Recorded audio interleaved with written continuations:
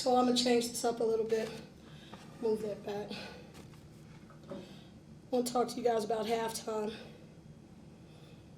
We walked into halftime and Under Armour had sent us pink shoes. And they're all different, but as you know with athletes, things have to be perfect. They have to have the right environment. Their stuff has to fit right. Shoes have to fit right.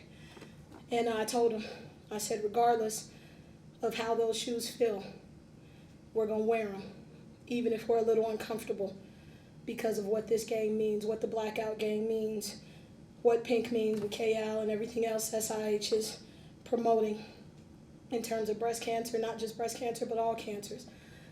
Think about those women and men. They're a little uncomfortable. So we're going to sell out and we're going to wear those shoes. At halftime, I reminded our kids of what we talked about before the game. When you're at your lowest point, your darkest hour, your greatest fear, most of them mentioned losing parents, losing siblings, dying alone. And what do we do when we're in those situations? We call out and we ask God, hey, please give me one more moment with my loved one. And I asked them to think about that and how they would battle and what they would do if they were in that situation, like a lot of cancer patients are. And that's the kind of effort I asked for them. I reminded them that in a not so subtle way at halftime. And how they came out, the energy they came out with, understand that's what Saluki women's basketball is growing into, is that third quarter. That will be the standard for how this program is built. They played together, they played with energy, they played and exhausted themselves. And that's what I asked them to do. Just like somebody coming off of chemotherapy, not liking it to that, but understanding that this is bigger than us. And all I'm trying to develop is not about wins and losses. I know that's what I'm paid for. But what I'm trying to develop this group into was what you saw in that third quarter. Questions, guys? What surprised you about the first half? You know, I told them, just like we did with Belmont. Belmont smacked us at their place. And I knew my group would come back and give a much better effort, much more concerted effort into things that we picked up off film with Belmont. We executed quite possibly our best game of the season at their place down at Murray, and I knew they would come back and have a little bit more juice for us. So the first half, I thought we were a little discombobulated with our offense. We wanted everything off of one screen and try to score. And our kids, like, oh, it's a little hot in here today. Yeah, we're all a little sweaty and everything. But I reminded, you're uncomfortable? Is that heat going to get to you? We got to cut. We didn't move the ball as efficiently as we did. And I bet if I look at this assist count, we had 19, but a lot of those were probably in the third quarter if I look at it. But I just thought the ball was sticking a little bit too much. We didn't have cutters, and my big interior kids weren't posting hard, which they were pretty dominant in the first game. Coach Caitlin Young gave you guys trouble again. She finished with 31. What makes her so effective, and what gave you guys so many problems trying to defend her? You know, she had about the same kind of game down at their place. And what is not so much of what she does, but it's what you let the other ones get. Caitlin is a very special player, but what she does is understand what her strengths are. When we had our bigs in, Big Promise in, she would step away, create space, and knock down a little short jumper. When our smaller posts came in, she would kind of bury them inside, and they're not used to playing right shoulder kids, so they kind of would jump into that left shoulder, and she would turn back to her right shoulder, being a lefty. So I just think she has a great balance. Not the biggest kid in the league, strong like Gabby was, but she understands angles and she knows how to finish. And just going off of that, I mean, she pretty much scored, I think, over 50% of their points. I mean, what adjustments do you try to make, if any?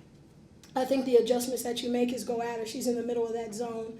And last time, I bet today she only finished with, she finished with 3 fouls and some of those little cheapies at the end. But I thought we went at her last time quite a bit. Promise is 4 for 8, and I keep telling her, it's not acceptable. You're shooting 50%, but I need you shooting 69% is what you're capable of.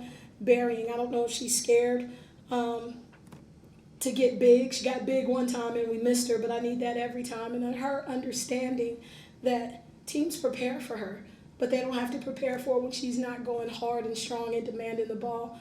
and understanding what we're doing on timing of sealing up. Sometimes she sealed up too early.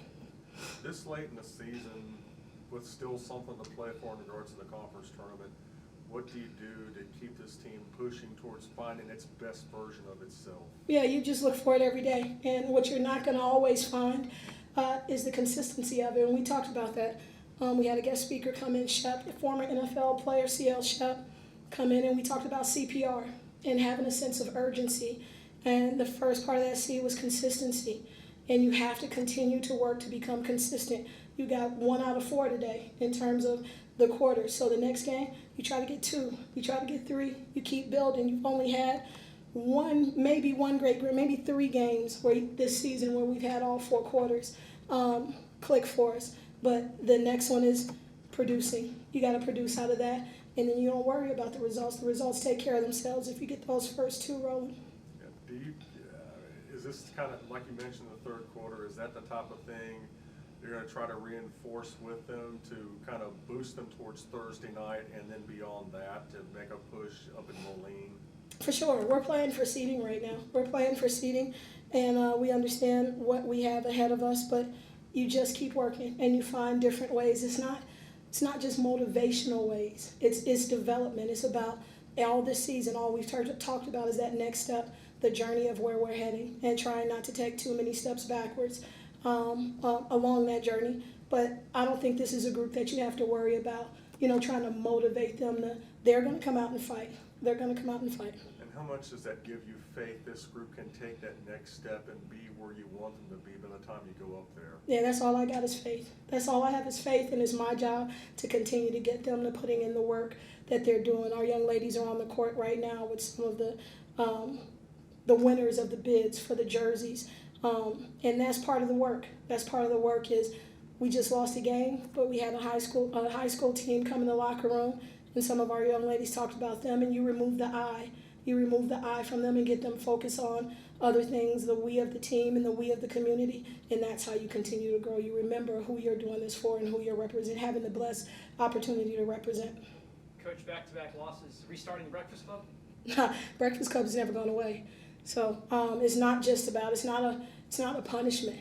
It's just a matter of getting your day started earlier so you can get some things accomplished. We have that. We flow right into study hall after that since they're up anyway. And it's just a more productive day for us. I don't do it every day because I want them to get their rest in between, but it's something that I'm probably going to keep and just utilize it as we see best to keep their attention span so we're not in 2.5-hour practices, but hour in the morning, hour 15, 30 with film in the afternoon. I think it's just productive for us. All right, yeah, so just to start, obviously, before the game, you being honored, getting that 1,000th point there this season, what was it like to be down there with, in front of the fans, with your family? What was that moment like for you? That moment was very amazing. Of course, I always give the glory to God, and I'm just thankful, really, for everybody who supported me throughout my career to get the 1,000 points. Game today, the focus had to be on Caitlin Young from Murray State, 31 points. I mean, what made her so difficult to defend? She's a great player, no doubt. We try to double team her sometimes, but she can score pretty much all through the perimeter, shoots threes, drive everything. So she's a great player. So we just gotta, guard the best way we can guard her. Was there anything you tried to do differently in the second half against her as opposed to the first half? I feel like we tried to help each other a little more than we did in the first half.